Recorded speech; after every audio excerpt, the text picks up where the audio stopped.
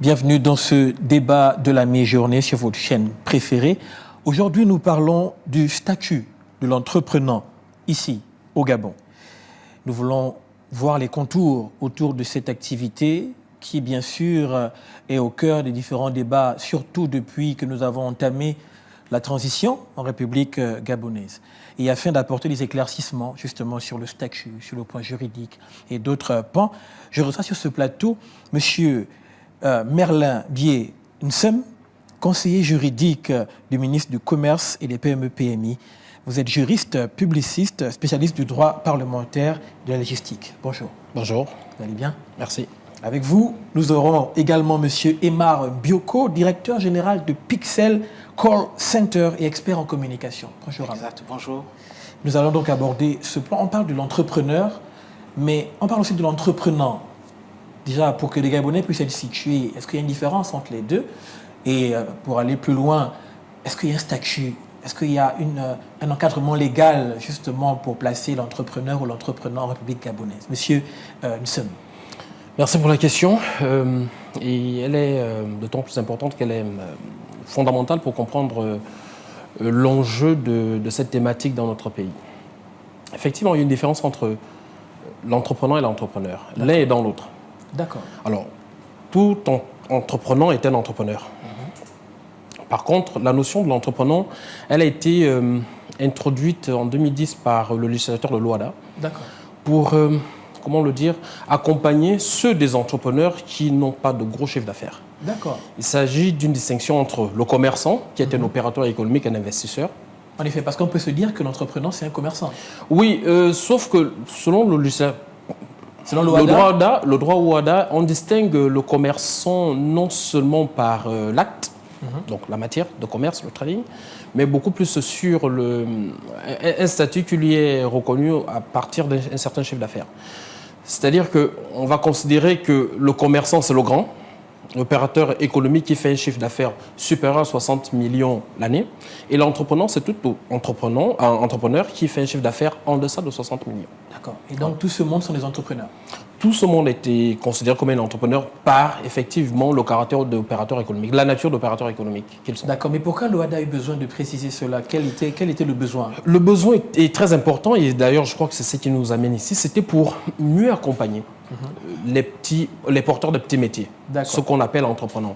En réalité, et vous le verrez, on le comprend très bien, les études que notre département ministériel a eu à faire depuis 2022 montrent que la faiblesse ou l'espérance de vie faible des entreprises individuelles dans notre pays est due au fait que, justement, le droit gabonais n'avait pas jusqu'à présent, du moins avant la transition, appréhender la question de l'entrepreneur du point de vue du statut juridique. D'accord. Pour mieux accompagner l'entrepreneur, pour que le petit entrepreneur de Montbouette qui a son petit business puisse demain devenir... cordonnier, que le cordonnier devienne demain Giorgio Armani, un chausseur comme Chozo. Il faut effectivement l'accompagner avec un cadre, avec des mesures d'accompagnement, que ce soit sur le plan fiscal, sur le plan social. C'est pourquoi justement on s'est dit, il ne faut pas considérer tout le monde comme un commerçant. C'est-à-dire que vous et moi, j'ai un chiffre d'affaires, un capital d'1 milliard et vous avez un capital de 500 000. On ne peut pas être imposé du point de vue fiscal de la même façon. Il faut donc distinguer ces deux acteurs, ces deux opérateurs économiques. Monsieur Bioko, vous êtes vous-même donc un entrepreneur. Vous vous considérez entrepreneur ou alors vous êtes commerçant? Dans quelle catégorie vous situez-vous? Bon, nous sommes des entrepreneurs. D'accord. Voilà. Déjà, le contexte dans lequel nous sommes, c'est un contexte déjà encadré par la loi juridiquement. L'une des choses qu'il faut notifier, c'est qu'un entrepreneur, en fait, ne remplit pas toujours les mêmes conditions que des entrepreneurs. À la base, la législation a mis en place des mécanismes simplifiés pour ces petites, moyennes entreprises-là qui naissent, le cordonnier, la dame qui vend au marché. Voilà, ils ont simplifier effectivement les mécanismes de légalisation. Par contre, nous autres, nous sommes des entrepreneurs parce qu'effectivement, nous avons rempli toute la paperasse juridique au niveau de l'ANPI et autres. Voilà. Si je comprends bien, M. Bioko, donc la différence est au niveau des documents. Donc certains ont plus de documents en règle et d'autres non. À la base, déjà, c'est le chiffre d'affaires, comme venait de le dire monsieur le conseiller. Et de l'autre côté, maintenant, depuis 2010, voilà, l'OHADA a mis en place notamment des mécanismes de simplification. Parce qu'effectivement, vous comprenez bien que vous ne pouvez pas demander les mêmes taxes fiscales à celui qui est cordonnier, chausseur dans le coin, que celui qui a un grand capital. Point, les allègements fiscaux. Je suppose que c'est une des mesures qui a été mise sur pied. Quels sont les avantages pour ces petits entrepreneurs d'un point de vue fiscal? Alors, merci. J'ai envie de dire que c'est également une question pertinente. Les avantages sont nombreux, sauf qu'ils ne sont pas encore suffisamment appliqués dans notre pays. C'est d'ailleurs le chantier qui nous attend. D'accord. Il existe aujourd'hui 2 grands chantiers. Le premier avantage fiscal, il existe aujourd'hui dans le Code général des impôts, vous le verrez. Il y a eu l'administration fiscale a mis en place ce qu'on appelle l'impôt synthétique libératoire, l'ISL. D'accord. Cet impôt a une particularité, c'est de mettre en place des montants forfaitaires pour justement tous ceux qui sont considérés comme étant des entrepreneurs. C'est des maçons, des cordonniers, des petits commerçants, comme on va dire. Sauf que des études que nous, comme je vous l'ai dit, il y a une étude au ministère du Commerce depuis 2022, montre que même cet impôt synthétique libératoire n'est pas suffisamment calibré pour mieux accompagner ces opérateurs-là. On estime, au regard des résultats que nous avons sur le terrain, qu'il reste encore suffisamment élevé pour ces entrepreneurs. D'accord. Et donc, l'idée aujourd'hui, c'est, d'ailleurs, c'est parmi le cahier de charges qui a été soumis au ministère du Commerce, dans le plan national de développement pour la transition, il est question de mettre en place un statut particulier de l'entrepreneur qui est déjà créé par l'acte uniforme. Le statut, enfin, l'entrepreneur, la notion est déjà connue. D'accord. Maintenant, justement, le législateur de loi... Pour les Gabonais qui nous suivent, il y a une agence ici au Gabon qu'on appelle l'ANPI. L'ANPI. C'est là-bas où on déclare normalement les entreprises. J'ai la faiblesse de croire que... Oui, là-bas, c'est pour les entreprises. Mais j'ai la faiblesse de croire, et je le dis dans les débats... Ils ne sont pas concernés par ça. Ce n'est pas leur mission. Ça n'apparaît pas dans le texte organique de l'ANPI. Pourtant, ils parlent d'auto-entrepreneurs là-bas. Vous savez, la nature hors de vide. Aujourd'hui, effectivement, il n'y avait pas, avant que le ministère du Commerce ne soit chargé de cette question, il n'y avait pas justement un organisme dédié pour la question spécifique de l'entrepreneuriat. Aujourd'hui, en principe, c'est le ministère en charge de l'entrepreneuriat. Donc, le cordonnier, la dame qui vend les légumes, l'artisan, le peintre. Oui. Donc, s'il décide de pouvoir, on va dire, créer un cadre légal, se mettre dans la légalité, il doit aller au ministère. Non, je vous explique. Nous avons un chantier en cours, c'est un projet de loi. D'accord. Donc, pour l'instant, ils n'ont rien. Non, pour le moment, justement, ce qui se passe, c'est nous avons au niveau de la Chambre nationale des métiers de l'artisanat, ce qu'on appelle la nomenclature des métiers de l'artisanat. D'accord. Cette nomenclature qui, j'ai eu l'honneur à cette époque d'avoir été le conseiller juridique du ministre en charge de l'artisanat d'alors. Il y a un décret qui a été adopté en 2022 pour justement mettre en place cette nomenclature. Elle existe déjà. Mais n'est pas encore mise en application. D'accord. Ce qu'il faut justement, c'est lorsque le statut de l'entrepreneur sera mis en place, parce que le statut de l'entrepreneur concerne tout entrepreneur. Et je veux simplement apporter une petite rectification, et parce que c'est très important de le dire. L'entrepreneur est défini comme un entrepreneur, je vous le dis, en effet. Vraiment, j'insiste là-dessus. Donc ça peut être l'artisan, ça peut être le commerçant, celui qui fait dans la vente de services également. Est-ce qu'on parle des PME, non? Non. PME, c'est lorsqu'on a déjà un chiffre d'affaires. Lorsqu'on est déjà au-dessus. Voilà. D'accord. Donc pour dire les choses très clairement, parlant des critères de définition de l'entrepreneur, c'est le chiffre d'affaires. On commence par là.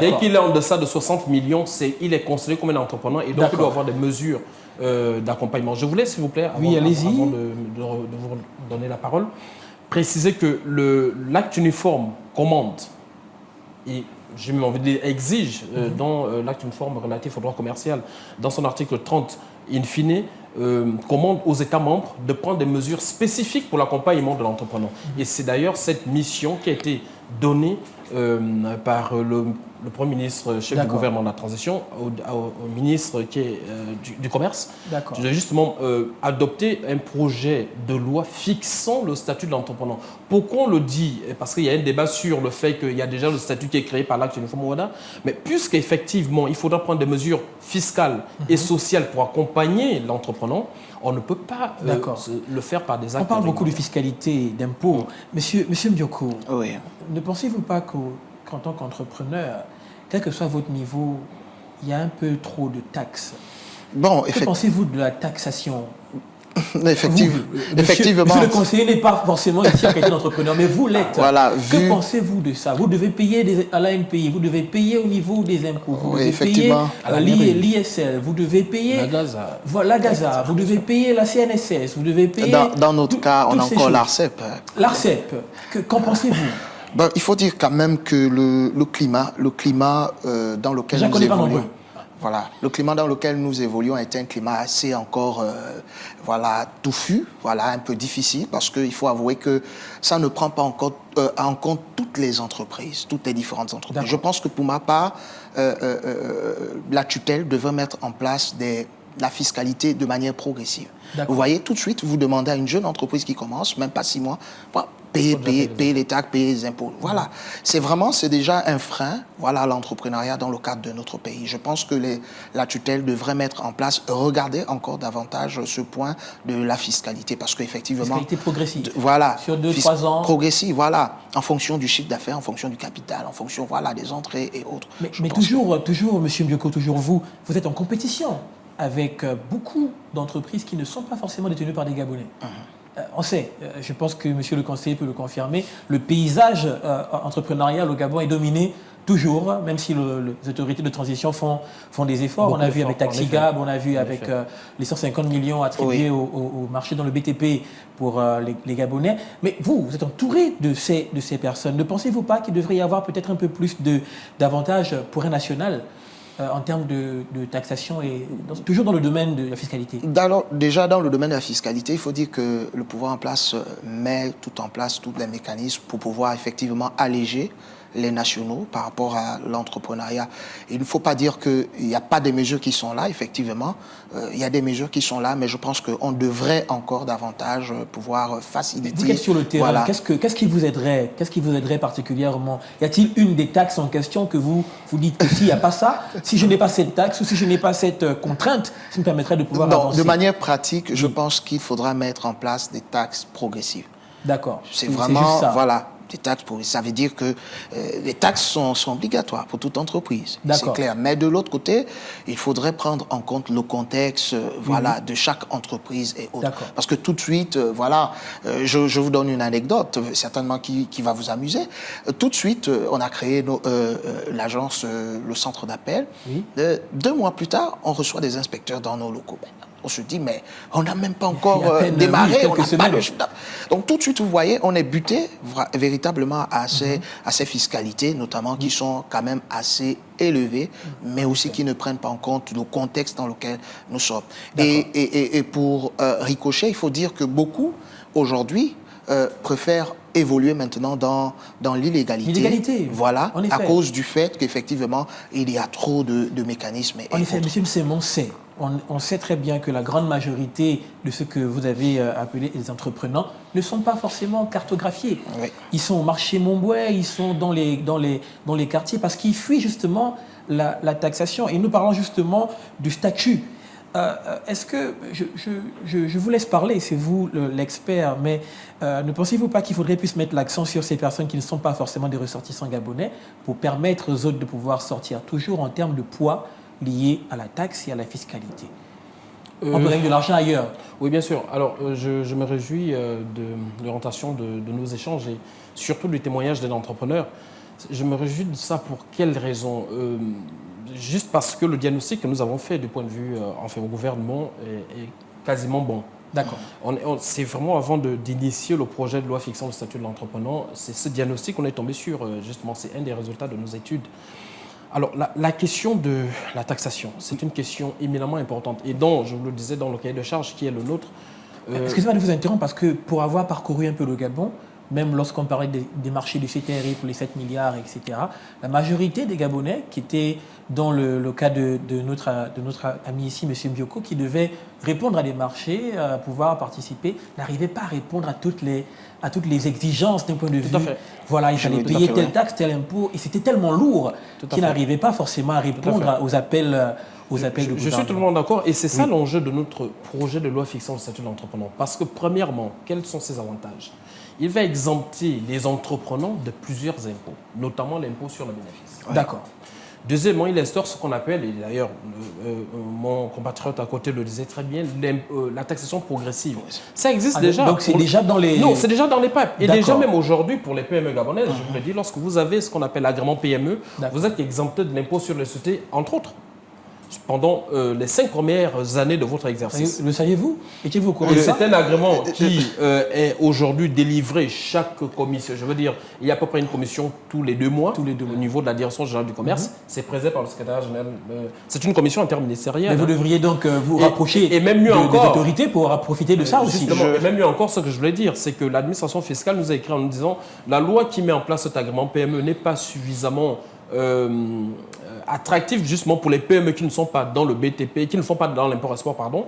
Et donc, nous sommes en train de regarder comment étoffer davantage les différentes exemptions accordées aux PME gabonaises, parce qu'on est conscient qu'une entreprise qui naît a besoin d'un soutien de l'État pour qu'elle devienne une vraie entreprise. Pour arrêter de venir 2 mois après demander des impôts. Je voulais ajouter l'autre défi de notre projet de texte aujourd'hui, c'est de créer ce qu'on appelle la monotaxe. D'accord. La monotaxe, c'est vraiment l'innovation importante qui, pour ma part, permettra de sortir de l'asphyxie fiscale dont souffrent tous les opérateurs économiques. Il n'y a pas que il n'y a pas que les entrepreneurs. Même les grandes entreprises souffrent aujourd'hui de ce qu'on appelle l'asphyxie fiscale, qui peut se manifester soit par le nombre, les charges élevées, ou même par la multiplicité des contrôleurs sur le terrain.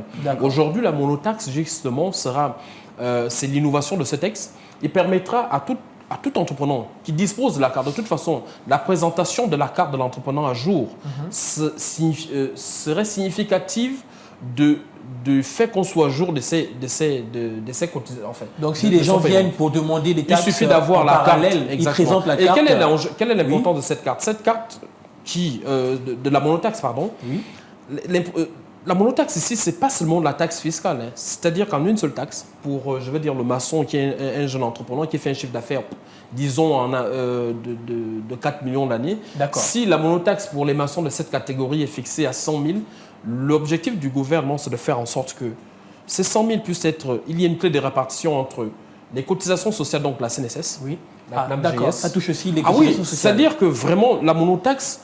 Le but de ce projet de loi, c'est non seulement de créer un cadre fiscal spécifique pour l'entrepreneur, mais également un régime social spécifique pour ces derniers. Il n'y a pas de raison que quelqu'un qui a été maçon toute sa vie, qui a été cordonnier, ne puisse pas jouir de son travail lorsqu'il est à l'âge de la retraite. L'idée justement du gouvernement aujourd'hui, c'est de mettre en place cette monotaxe qui comprendra toutes les charges en une seule taxe, de sorte que lorsqu'un contrôle se fait, puisque les contrôles normalement mais la seule taxe ne serait pas élevée? L'objectif, c'est cela. Si je vous dis aujourd'hui que l'impôt synthétique libératoire est pour nous encore élevé, mais si vous regardez dans le Code général des impôts, il est assez bas. Mais nous disons pour accompagner ces entrepreneurs, parce que le but aujourd'hui de l'État, c'est justement, et ça c'est très important de le dire, nous ne voulons pas d'un État qui est en concurrence avec ses opérateurs économiques. Nous voulons d'un État qui veut créer des opérateurs qui créent de la richesse, parce que le but d'un entrepreneur, c'est de créer de la richesse, d'être riche. On est dans une société capitaliste aujourd'hui, ce n'est pas un État communiste. Lorsque je fais un business, c'est pour devenir millionnaire, milliardaire. Et le rôle de l'État, ce n'est pas d'être en concurrence avec ses opérateurs économiques, mais de les accompagner. Parce qu'un opérateur qui crée de la richesse, c'est l'État qui en gagne. Monsieur Bioko, il nous reste environ 5 à 6 minutes. Oui. Je voulais revenir à vous. Vous êtes notre témoin ici. C'est vous qui vivez au jour le jour des réalités justement autour du statut d'entrepreneur et donc entreprenant. Le Gabon, le Sénégal, ils sont à environ 80% de la population qui sont directement liés au commerce. C'est des gens qui ont l'habitude d'acheter et de vendre. Que pensez-vous de vos collègues, les personnes? Êtes-vous d'abord organisé avec d'autres Gabonais, par exemple, afin de pouvoir venir parler à l'administration, parler à l'État pour voir vos réalités et pouvoir plaider pour dire qu'en tant qu'entrepreneur, voilà ce que vous pourrez faire qui pourrait nous aider, voilà ce que vous pourrez faire qui ne nous aiderait pas? Êtes-vous organisé? Oui, effectivement, de plus en plus, il faut dire qu'il y a une véritable évolution. Voilà, dans le cadre de l'entrepreneuriat au Gabon. Hier encore, le rêve de beaucoup, c'était le bureau, c'était la fonction publique. Mais aujourd'hui, de plus en plus de jeunes Gabonais, comme nous, se lèvent pour pouvoir entreprendre. Il faut dire qu'il y a une réelle prise de conscience à ce niveau. C'est un fait. Et effectivement, nous nous organisons de manière à ce que nous constituions effectivement une force de proposition à la tutelle. J'ai répondu à cet appel de Gabon 24 par rapport à cette émission pour effectivement quand même relever quelques points. Vous savez, j'ai en face de moi le ministère de tutelle, il est important pour moi de parler au nom des autres. L'information reste opaque au niveau du ministère de la tutelle. Voyez-vous, je tiens à saluer le cadre juridique qui est mis en place, les initiatives qui sont mises en place. Vous découvrez ce que monsieur le conseiller effectivement, vient de dire. Effectivement.